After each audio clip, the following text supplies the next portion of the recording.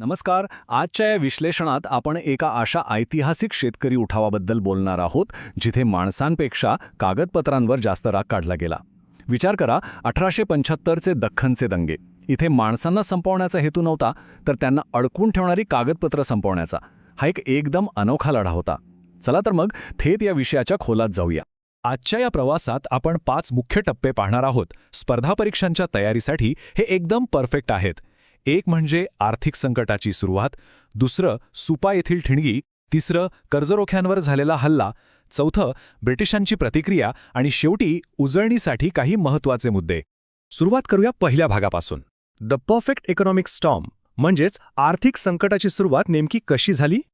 आता बघा, या परिस्थितीचं मूळ समजून घ्यायचं असेल ना, तर आपल्याला आधी रयतवारी पद्धत समजून घ्यावी लागेल. रयतवारी म्हणजे काय?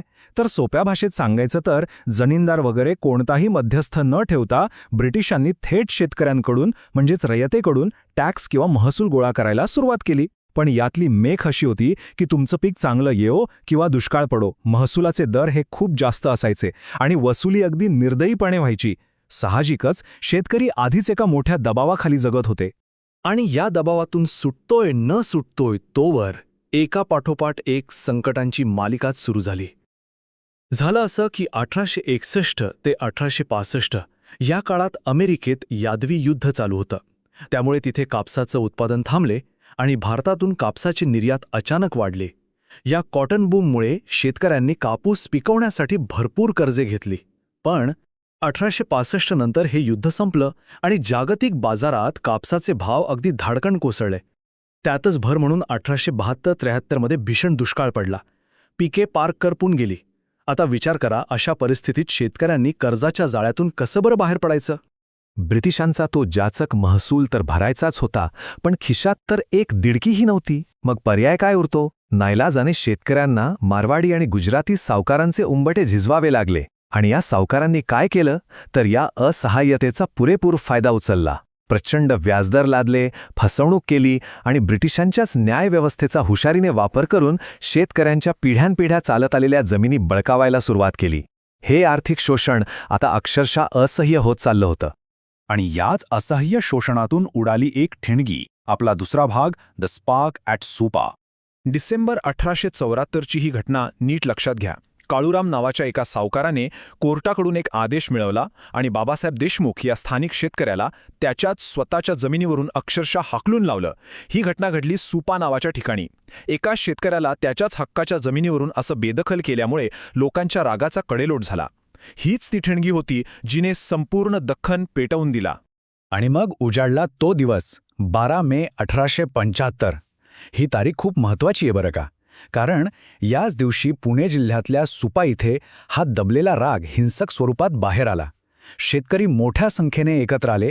त्यांनी थेट बाजारपेठेवर धडक मारली आणि सावकारांची घरे आणि दुकाने यांना पद्धतशीरपणे टार्गेट करायला सुरुवात केली.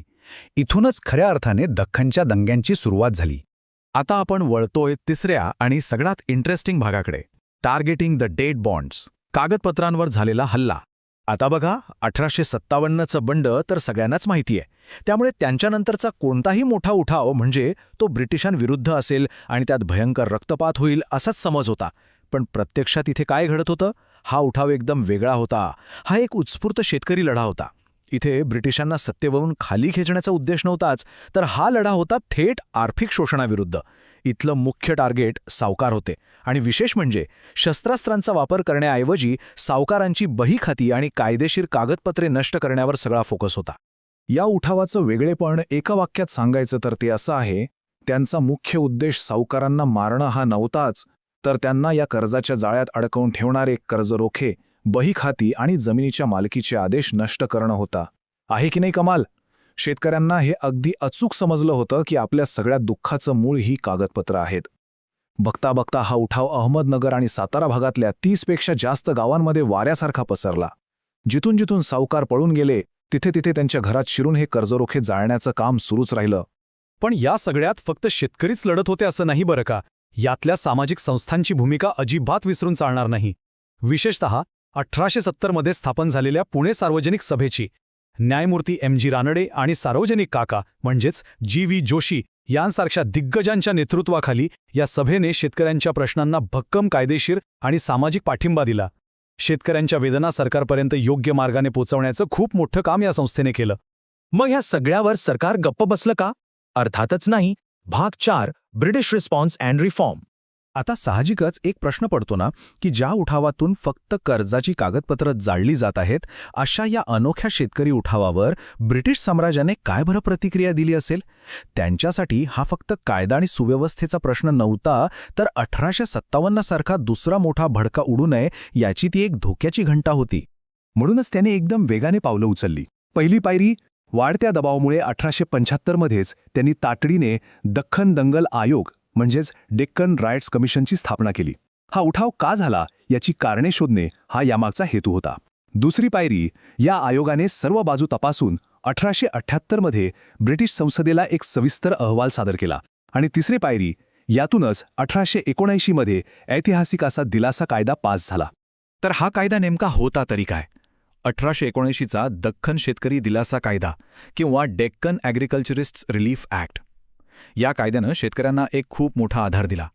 एक तर शेतकऱ्यांच्या जमिनी जप्त करण्यावर कडक निर्बंध आणले गेले.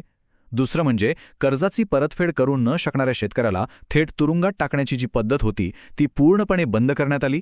आणि सर्वात महत्त्वाचं, सावकारांनी पुन्हा बनावट कागदपत्र तयार करू नयेत यासाठी कायदेशीर पडताळणीची एक भक्कम यंत्रणा उभी केली गेली. खरंच ही एक खूप मोठी कायदेशीर सुधारणा होती. आता वळूया आपल्या शेवटच्या भागाकडे, उजळणीसाठी महत्त्वाचे मुद्दे की टेकअवेज फॉर रिव्हिजन.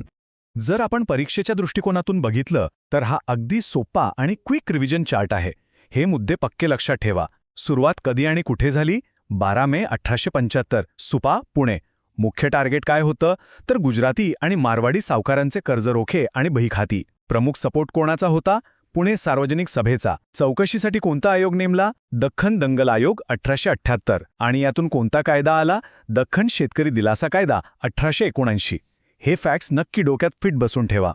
आता आपण अगदी शेवटाकडे आलोय आणि जाता जाता मी एका विचारासोबत हे सत्र थांबवणार आहे. 1875 मध्ये बहीखाती आणि कागदपत्रांची जी होळी झाली ती आपल्याला कर्जाच्या आणि कागदपत्रांच्या ताकदीबद्दल काय सांगते? विचार करा. कधीकधी तलवारी आणि बंदुकांऐवजी कागद आणि कर्जाचे आकडे हे माणसाला जास्त गुलाम बनवू शकतात आणि इतिहास घडवण्यात त्यांचा केवढा मोठा वाटा असतो, होय ना? या एका विचार करायला लावणाऱ्या प्रश्नासोबत आपण आजचं हे विश्लेषण इथेच थांबूया. अशाच इंटरेस्टिंग आणि माहितीपूर्ण विषयांसोबत पुन्हा नक्की भेटू.